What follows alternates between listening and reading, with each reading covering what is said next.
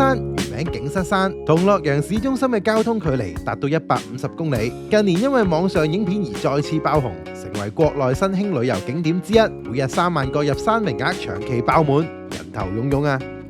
老君山嘅老君係指道教中嘅太上老君，所以山上面呢不時都會見到老子嘅柱像。而老君山最引人入勝嘅地方，一定係壯麗嘅自然景觀啦。無論係氣勢磅礴嘅雲海，定係夕陽之下嘅映照，所有百年難得一遇嘅景色，山上面差唔多日日都可以見到。而且四季景色皆有唔同，其中白茫茫嘅冬日雪景，更加係無數人入山嘅理由。白雪之下嘅老君山更顯莊嚴，更加有仙氣。